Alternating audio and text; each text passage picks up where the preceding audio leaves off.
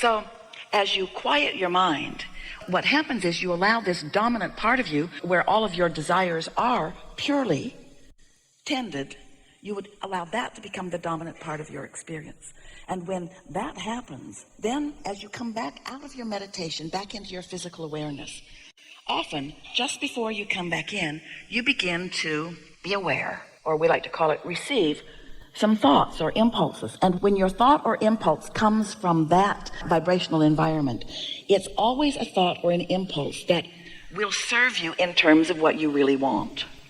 If your thought or impulse comes from a place where your mood is negative, then it usually not only does not serve you, it usually perpetuates the very thing that has been bothering you. And so we've been saying to our friends, make a decision to meditate on Sunday. And it'll take you 15 minutes, maybe 20. We wouldn't set aside more than 20 minutes. But as you quiet your mind, it might take you 10 or 11 or 12 or 13 minutes to even get to the place where you are feeling some detachment. But that's enough. Once you feel that detachment, then your work in your meditation, which is progressive, by the way, has been done. So then get out into your world and take life as it comes to you, because you have no choice. Life is going to come at you as your point of attraction dictates. Don't squirm around in it. Don't try to think your way out of it. Don't try to convince anybody of anything, because you're not going to be able to. Just let life come at you, and it will come, and it will demonstrate what your current point of attraction is. So let it happen, because why? You haven't got any other choice. Oh, you could go back and meditate again, but we would wait until Monday morning.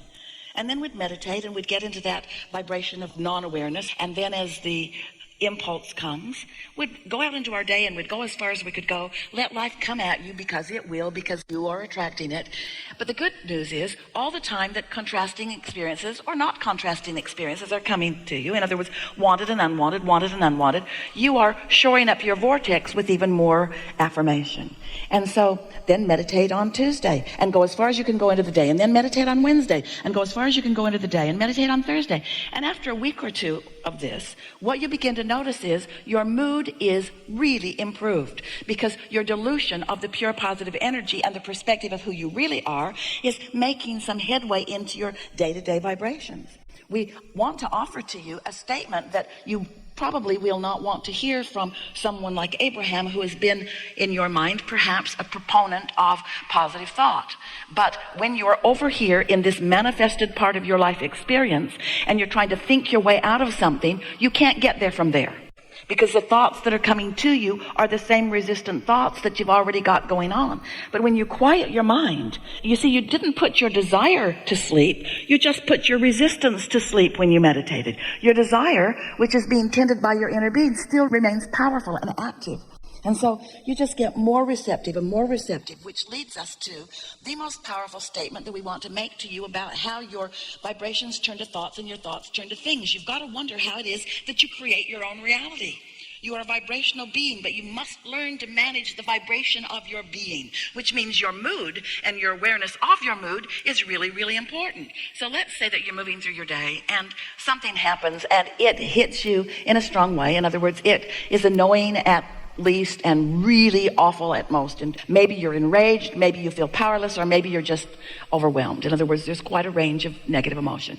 But as that resistance is showing itself to you by that emotion that wells up in you, and then you have an impulse to say something or to do something, we just want you to know that it's not going to be a good impulse and it's not going to have a good outcome. In fact, we've written several books. A book, Ask and It Is Given. In the back of it, there are 22 processes that can help soften those moments, but they usually don't fix those moments. You could even behave yourself and not say what you really feel like saying. Well, that is an improvement. Or you could reach for the best feeling thought that you can find. But we want to say to you, the best feeling thought that you can find from that place of rage is not a very good feeling thought. In fact, it's so much the same as the thought that you're already thinking that there's not a whole lot of improvement in it. You'd be better to just walk away or take a nap. So what we're really getting at is, once you have momentum going enough that you're feeling strong emotion about it, you can't get there from there. But you could take a vibrational approach to it, and first chance you get, you could quiet your mind. You could sit in a comfortable room and wear comfortable clothing. It's better if there's not anything going on in the room. It's better if it's quiet so that you can focus upon the ticking of a clock or the dripping of a faucet, or even watch the flicker of a flame in a candle, or count your own breaths going in or out. Or Esther sometimes will listen to a sound in the air conditioner in the room, something that she can focus upon. And once you focus upon it, after a little while, you will feel that those thoughts that are attractive in nature are becoming less and less momentous as the momentum of them is subsiding, as the activity of your mind is ceasing. And then, now, you are in the better position to receive an impulse that will really serve you. That really is the entire process of meditation. Quiet your mind by focusing upon something not very important. So take away from this part of our conversation. You can't get there from there. So stop trying to talk other people into things that you want them to know, because they're not listening.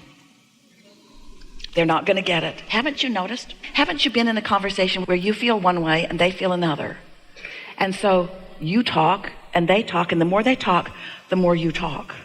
And the more you talk, the more they talk. And do you ever change each other's minds, or do you just sort of dig in? Well, you know what we're talking about, don't you? And we didn't mean to bring that up, because now you've got it going. Yes, we did. So you know what we're talking about. Well, you've got that going on within you all the time. A desire and a belief is like two parts of yourself having a conversation. But the thing is, your inner being is not ever going to join you in your negative thought. And once you understand that, so that you are willing to do whatever it takes to go in the direction of who you really are, to go with the flow, to follow those impulses, then you get to experience the deliciousness of consciously witnessing the universe and law of attraction, bringing the cooperative components together, and you actually being one of those impulsive cooperative components, where you get an impulse, which means you are a cooperative component to what's going on.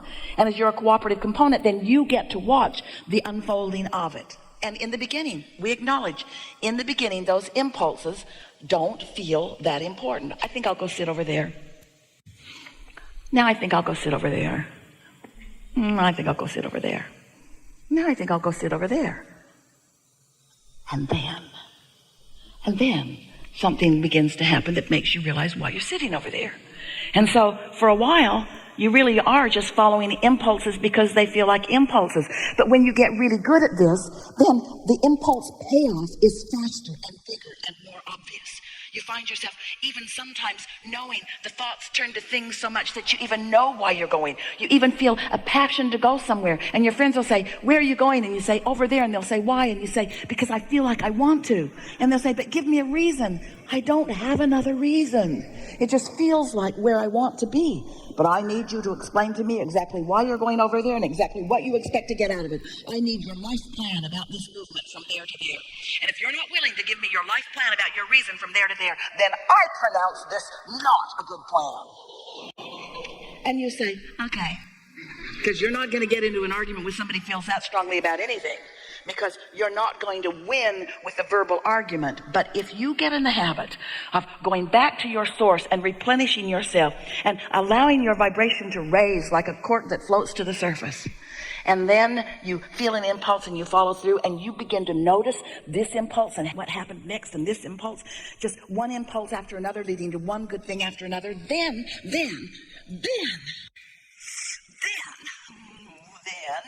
you get to be one who lives happily ever after. Happily ever after, meaning not it's missing, there it is, happy. No, happily ever after. Happily in this impulse and in this one and in this one, because you figured something out. You have come to be one of the not very many so far who know, or you knew it when you were little, but they trained it out of you, of what true satisfaction is. True satisfaction is not being out of alignment with the impulse and the flow of that broader perspective. So you go over there and you just feel satisfied. You're not bouncing off the wall with enthusiasm about it. It just feels satisfying, and then satisfying, and then satisfying, and then satisfying. And as you allow the momentum of these satisfying feelings to gather, then it won't be long before you'll be on the brink of this manifestation. And we know, Esther said to us the other day, Abraham, This was before we were really talking about this satisfaction factor and about the momentum of thoughts are turning to things. So it was a little while ago, and she said, Abraham, I know about the vortex and I believe in it. I felt it. I can feel when I'm close to it. I can feel when I'm in vibrational sync with it. And I watch things unfold. I get this. I believe it. But I just want you to know, Abraham, Esther said, that I really like manifestation best.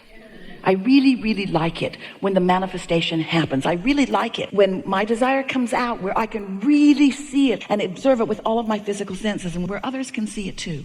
I really, really like manifestations. And we said, of course you do. You came here to this leading edge environment because you are a creator of these manifestations, but you can't get there from there. If you don't allow yourself to be satisfied in the not seeing it, then you're not going to see it. You're not going to see it. You have to believe it before you see it.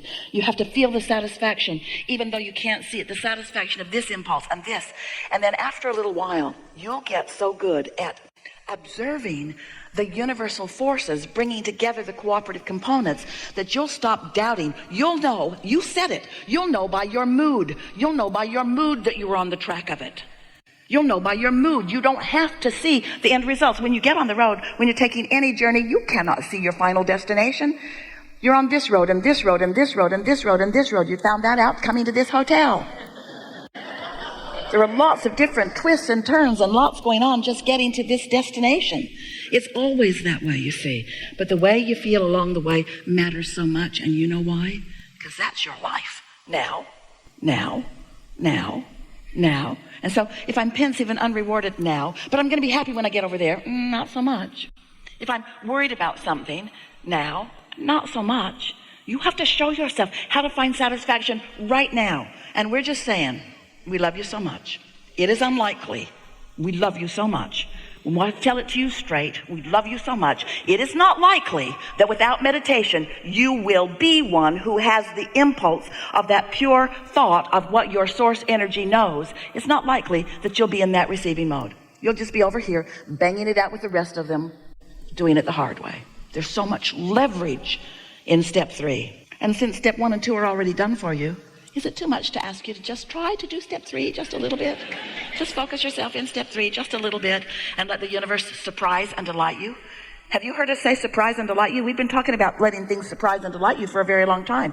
And Esther in the beginning wondered, well, if I'm the deliberate creator of my own experience, then really, Abraham, how much surprise can there be? If I'm the one that's making all of the decisions, and we say, because you made the decisions incrementally and you put them in the vortex one at a time over a long period of time, and a lot of them were there before you even came into this physical body, and you really do not know how wonderfully they have gelled together and how many other cooperative components have come together. All you're going to get is the first impulse, and as you follow it, and then it blossoms into this full-blown manifestation. Yes, it's going to knock your socks off. It's going to surprise and delight you in ways that we cannot even begin to describe. But what matters to us more that you hear is along the way, you're going to have fun.